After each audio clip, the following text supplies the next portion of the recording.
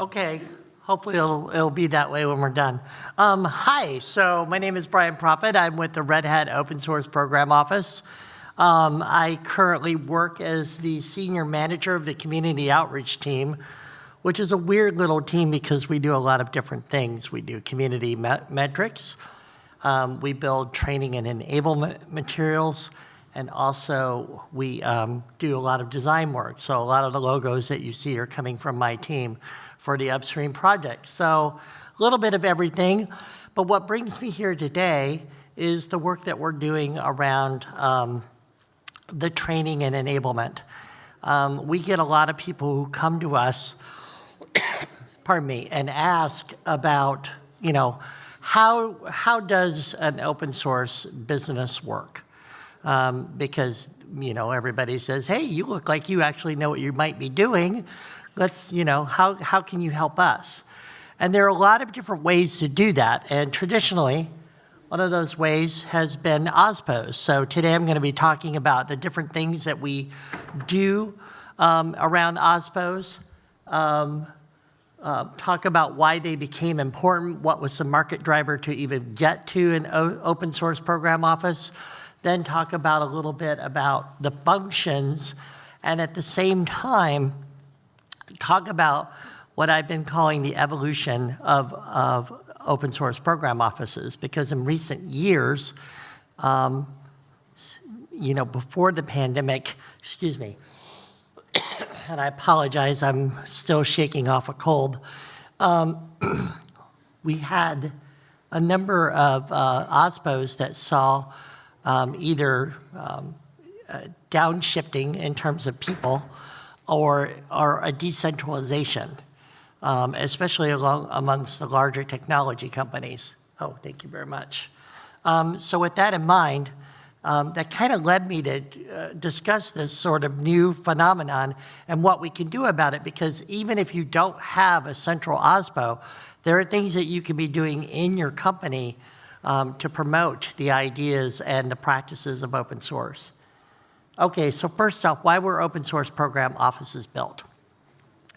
So we did a report in 2022 called the State of Enterprise Open, and we went around and we talked to a lot of our customers and partners and also people that we really didn't do a lot of business with. And we said, and we asked a lot of questions, and one of them that came to mind that was really interesting to us is that 80% of IT leaders and the people and the companies that we were talking to expect to increase their use of enterprise open source software for new technologies.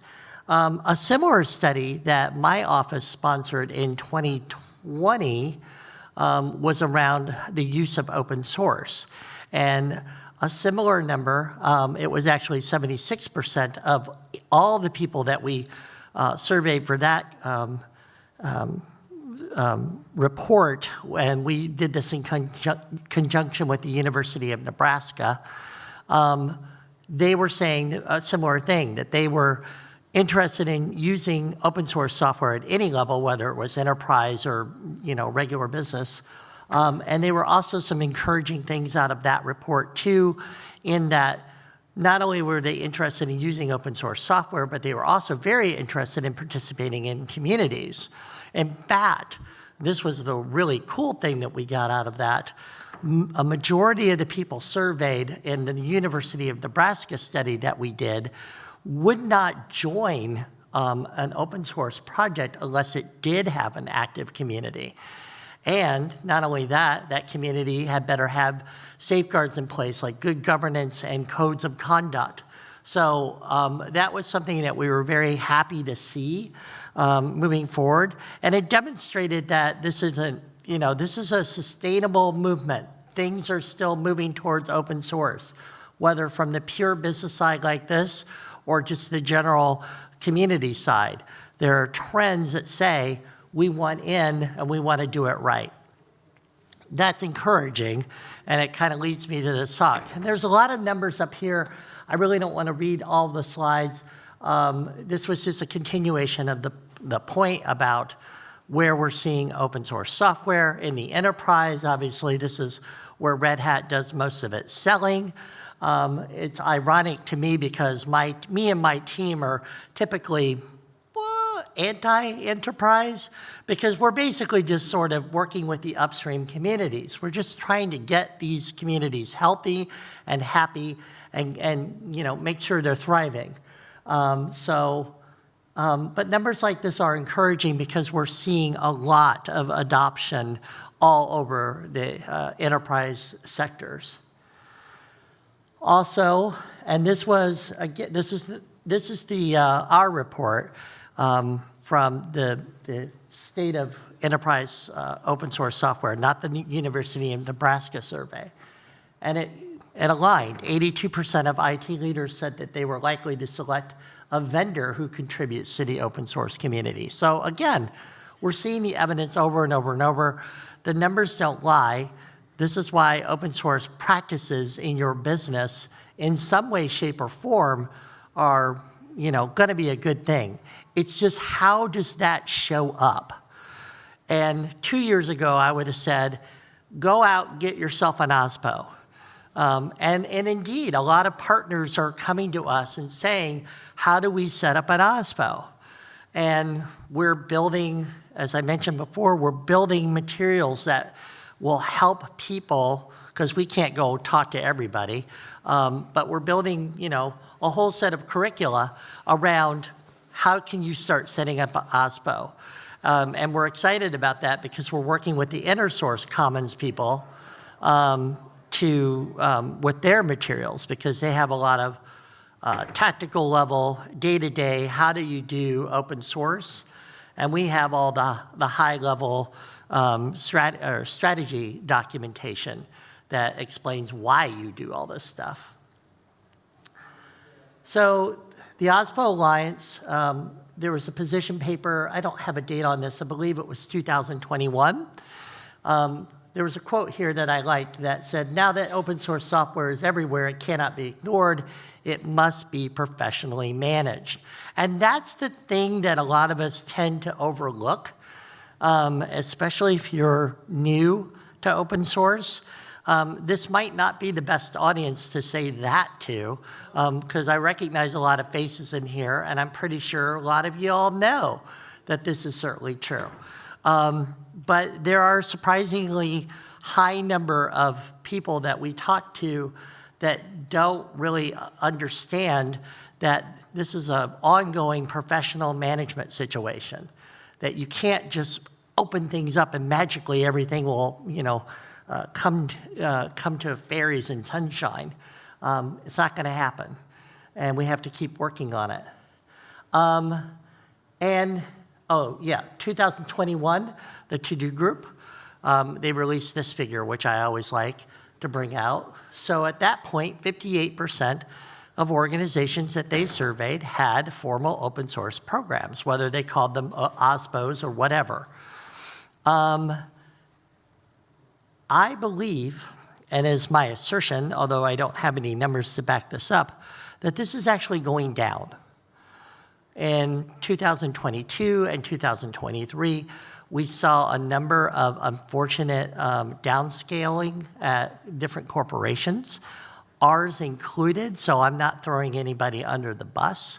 Our own OSPO had a slight reduction in force, which was unfortunate, and we're Red Hat. So what's going on? Are we in trouble? Are OSPOs doomed to die? I don't think that's the case, but I do think that a lot of people are looking at OSPOs and wondering, okay, how are you going to make us some money? How, like in our company, our OSPO was never a revenue generating department.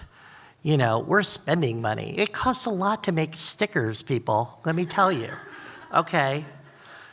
I'm not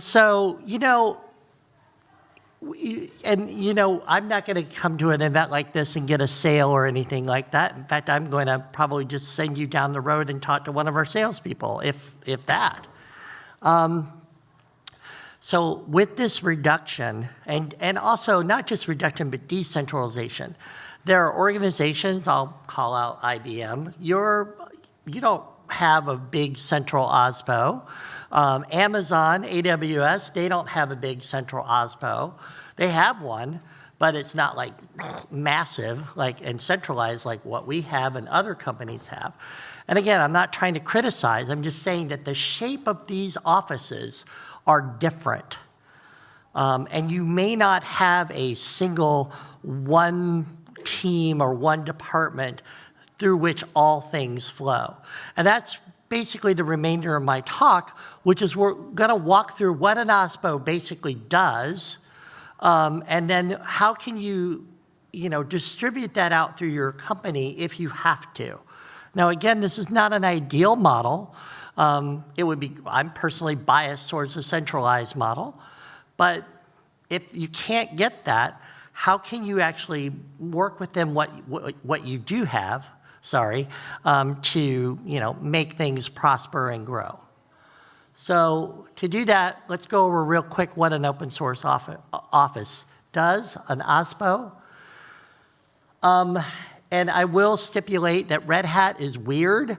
We don't do a lot of this stuff.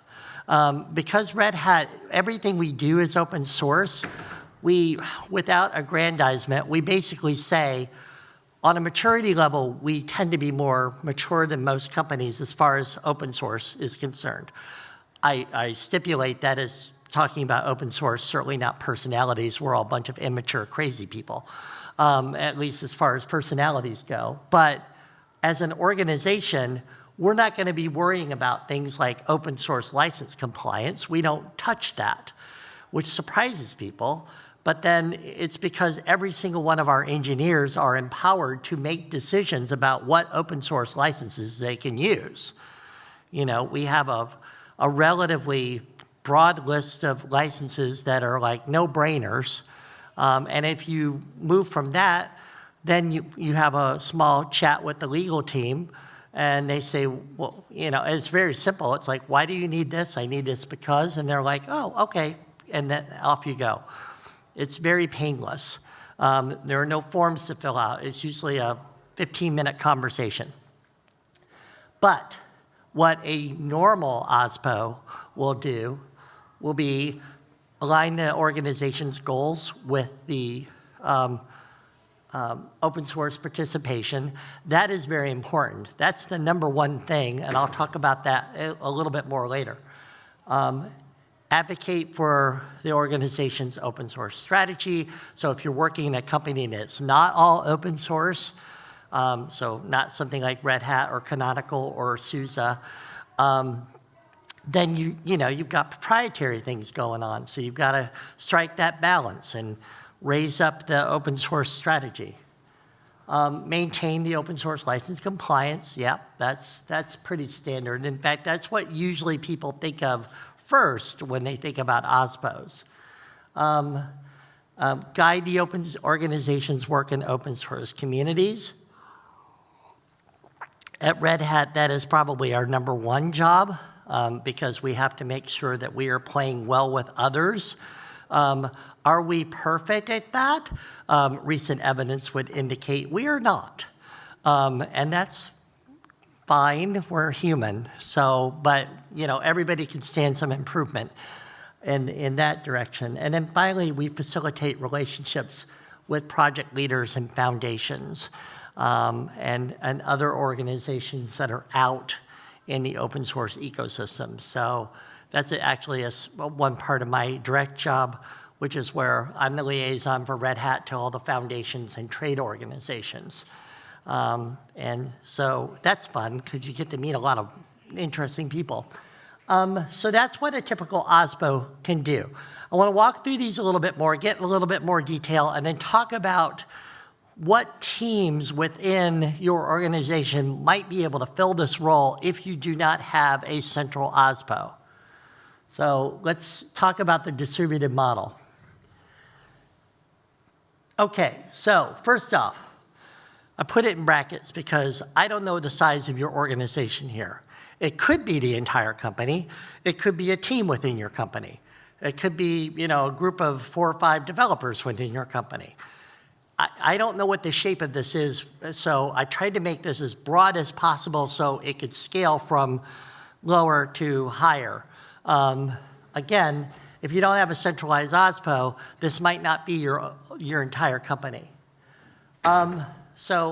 Align the organization's goals, whatever size the organization is, with open source participation.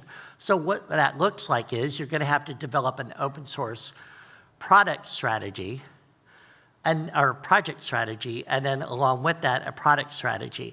Those two things, by the way, should be if you're thinking about doing open source in your company, I don't know who's here for the first time, great.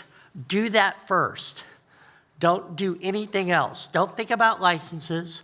Don't think about what even your code really will look like or governance or anything like that. The number one mistake that people make when they get into open source in any way, shape, and form is that they don't have a business model. Later on, there's going to be a discussion about whether open source is a business model in the room across the way. I recommend you attend that talk. It's a very stimulating discussion. I am biased. I don't believe that open source is a business model, but some people do. And that will be the subject of another good talk later today at 4 o'clock. But for my money, definitely make sure you have your strategies in place, okay?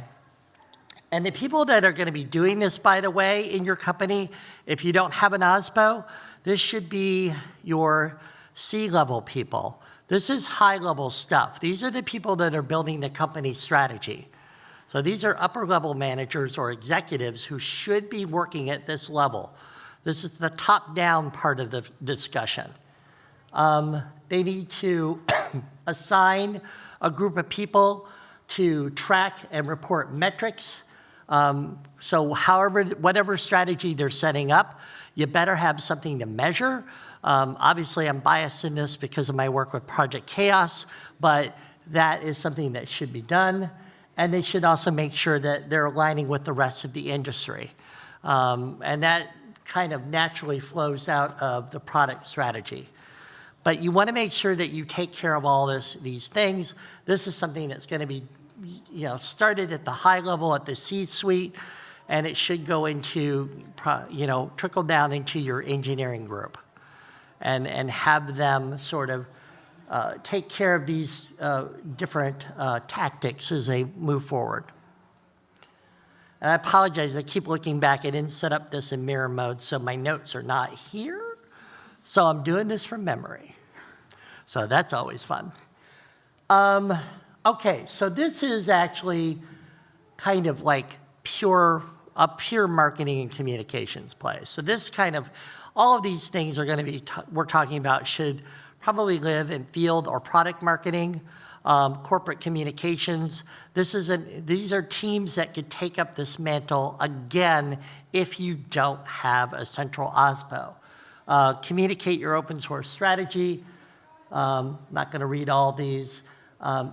Make sure that your field teams know what you're doing. Again, this is a bias of mine, but I think that everybody needs to be trained as far as open source is concerned, even at Red Hat. A statistic that is not publicly known, and it's not a super huge secret, but we discovered, and I was having trouble with this, I was having trouble with why are internal employees asking me really basic questions about open source. And it came to light that in the last 3 years, all Red Hat employees, like 52% of Red Hat employees were new in the last 3 years, since right before COVID. And I was like, oh, that's why nobody knows what's going on. And that's where my culture went, because I have all these new people who have never worked at an open source company before. Gonna have to step this up a little bit because I've been told I'm coming up on time. So we'll walk through these really quickly. Again, the age-old, maintain open source license compliance. This is nothing really surprising. Again, early days of OSPO, it felt like this was the #1 reason why we had OSPOs. Obviously, these activities can fall well within the legal team as long as they are trained and understand how open source licenses work. You're going to have a little bit of a lift for them as far as education. Most lawyers, you know, God love them, they're going to be very risk averse, and open source scares a lot of them if they're not familiar with it. So you're just going to have those conversations and have them understand open source is not an IP killer. But again, you have to align it with your business strategy to make sure that's true. Guide the organizations work in the open source communities. I believe that these are fairly straightforward. These are activities that you're going to be doing, making sure you're playing well with others. This falls on the developers. Those are the people who are going to be out in the communities the most. They're going to be interacting the most, so it makes sense if you have a decentralized model that these are the developers and engineers that are out in the communities are going to be the one to handle these particular tactics. And then finally, who's going to be facilitating relationships with foundations and trade organizations, if that is something that your organization needs to do? That pretty much falls within partner relations. Also, it could fall within marketing if that's the way your company is structured, depending on your size. These are things, and marketing certainly takes care of hosting things like community events. So, and then partner relations would take care of like the actual working with the foundations and setting up foundation boards and whatnot. And again, you can tap into a wide range of talent. I've mentioned some of the teams that work on this kind of stuff, but that's like at a coordination level. It's not only the legal team, it's not only the marketing team, but I'm just saying, if you have a distributed model, those are teams that could serve to coordinate those activities and pull volunteers in from across the company and make this work. Is this easy? No. Should you have an OSPO? Oh, yes, you should. But life doesn't always hand us lemonade. They hand us lemons. And so we have to kind of make do with what we have. So I encourage, I think that was my last, yep, that was my last slide. I hope that everybody can work with an OSPO, but if you can't, a distributed model can work. You're just going to have to make sure that you distribute your tasks accordingly, and by all means, make sure all these people are talking to each other. So that's my contact information up there. I hope it works with that little bald head in the middle. And I guess I have how many minutes for questions?